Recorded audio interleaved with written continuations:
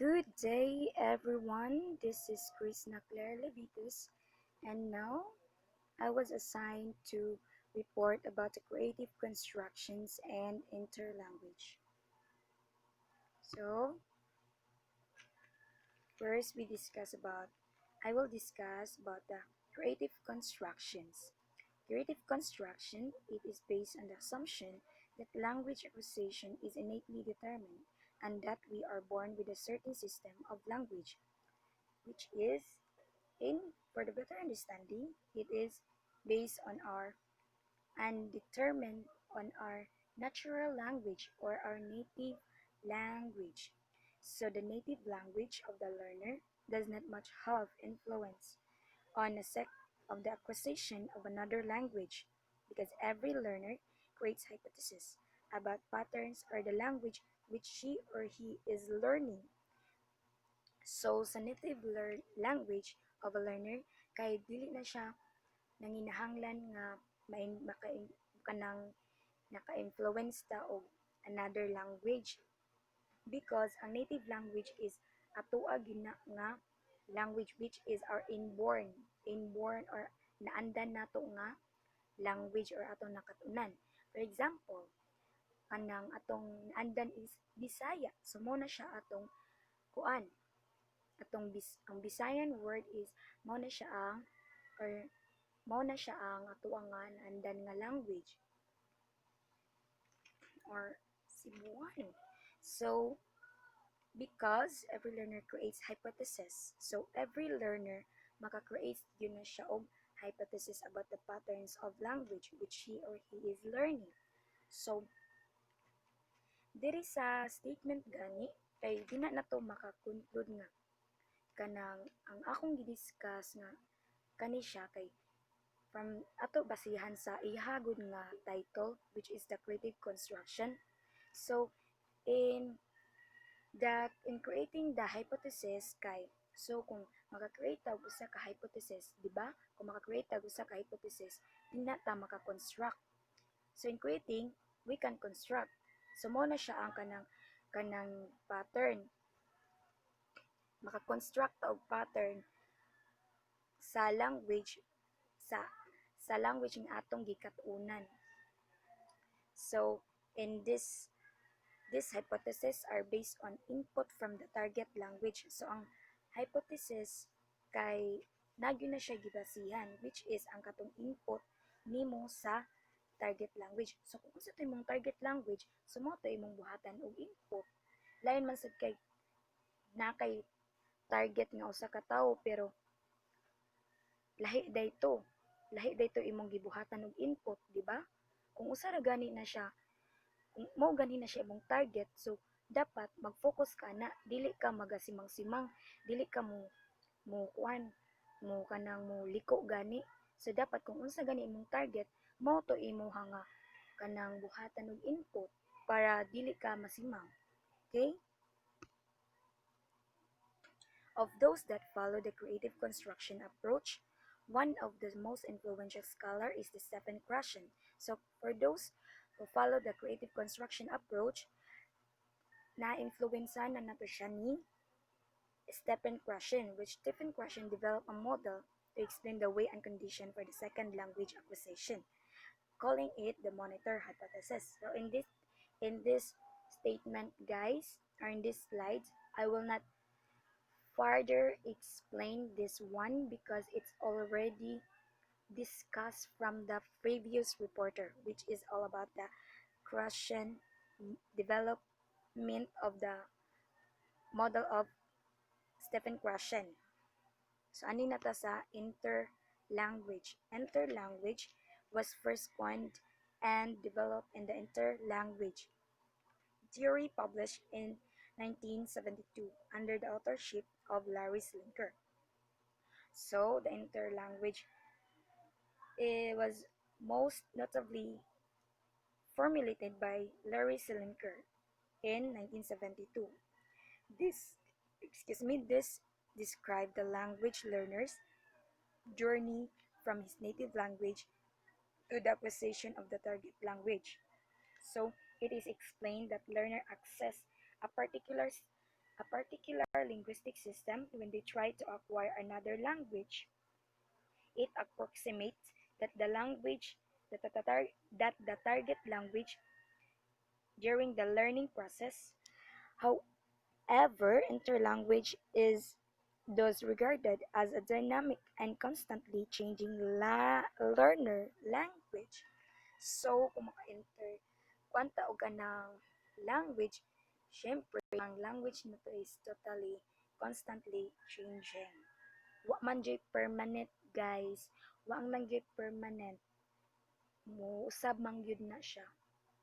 Di man yun na siya permanente nga. Ingana, because wala may permanent. It's constantly changing. Dapat na nato sa reality. Nga, mo change yun nga. Wa gyoy butang nga dili dili mo change, wa gyud permanent na butang, ma-change yun na siya sama sa imong gugma, siyang gugma nimo, kung makita gaylain nga mas more pa nimo, syempre di yun na siya permanent nimo. That's why prayer pa siya nag-enter language, constantly changing. So learning language 2 or the second language is a gradual process from language 1 towards the language 2. So by a gradual process of trial and error plus hypothesis testing, learners slowly and tediously succeed in establishing closer and closer approximate to system used by the native speaker of the language. So at every stage of learning have rules of grammars which are not perfect yet, but they are not. They are something language one rules, they are something between.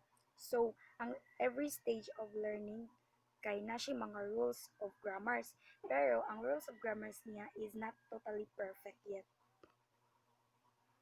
So these are the stages of interlanguage development: the random errors, emergence stage, and the systematic stage and stabilization stage.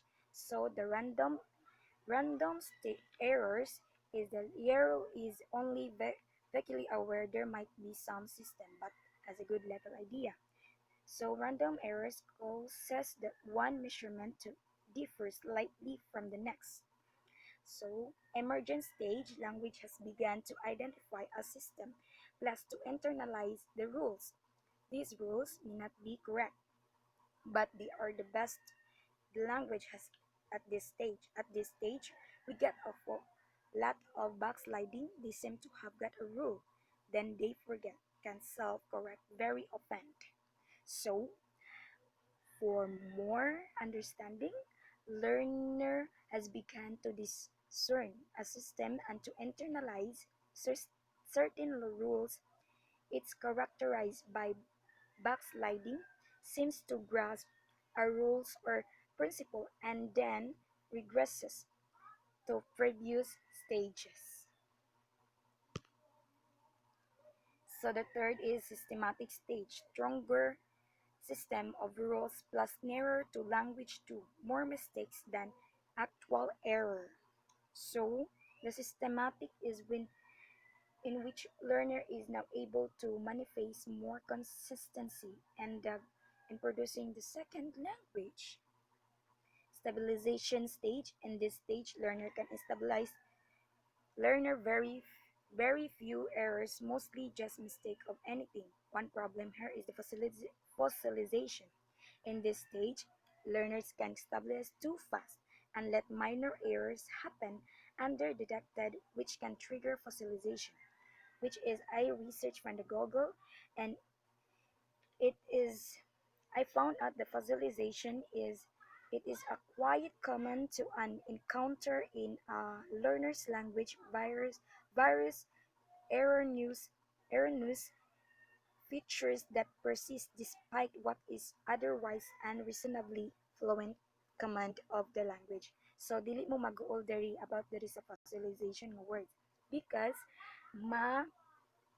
makuan ra ni siya sa sunod nga reporter, ma-discuss ra ni for more info.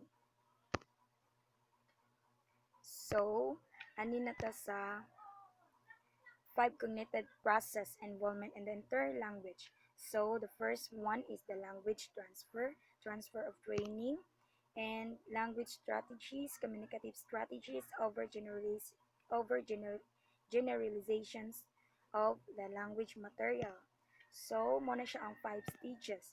So, anita sa language transfer, which learners fall back to their native language to help create their language system. So in other word, it can be said that the learners will turn back to their mother tongue to help create their language system. So ano nito sa transfer of training rather, they explored how an individual will transfer learning in one context to another. The This process occurs when the learner are taught the specific elements of second language. So, masabtan namang guro na guys.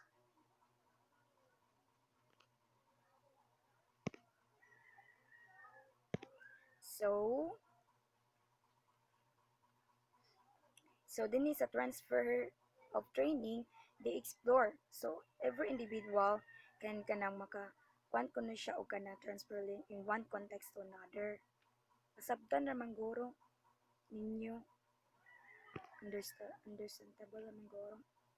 So, ano na ta sa learning strategies? Strategies which learner use when learning a second language. So, din ni sa strategies, kay mao ni siya in this process, the ruled interlanguage influenced by the applications of language learning strategies. Kuha na siya application, nag-influence by application of language strategies. Ani na sa communicative strategies. Strategies which learner use to convey meaning. So, a learner tries to convey meaning of their concept when they do not know the correct language. So, the last one is the overgeneralization of language to material. Learners use rules from the language to in a way that native speaker would not. So, in this process, the learner used the rules of the language to in their language, but it is do not match with the situation of the native of the rather of the rules which occur in the sum reveal. So all. That's all. Sa ato is kuan kanang ato i-summarize para kuan di kay mo maglibog. So ang creative construction is our kuan nag-base na siya sa ato ang kanang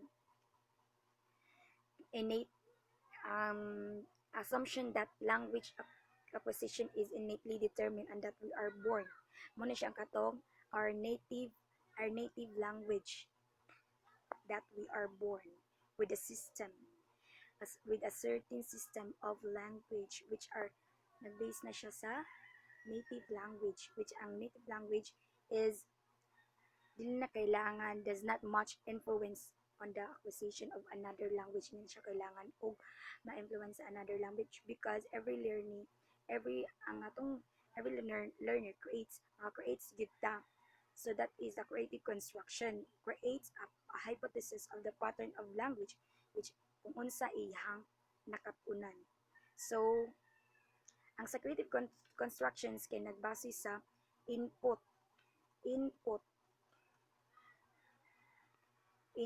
para sa imo from the target language, and then sa interlanguage was kuan kanang nani siya mga kuan kanang mga stages and processes. So, kasabot na mangguro tano. So, ang kalahian sa kanang interlanguage kay kuan siya kanang ang iyang hypothesis sa kuan creative construction is nagbase siya sa input from your target language, while the interlanguage is naa siya mga process and stages to formally develop your your fluent speech. So that's all. Thank you for listening.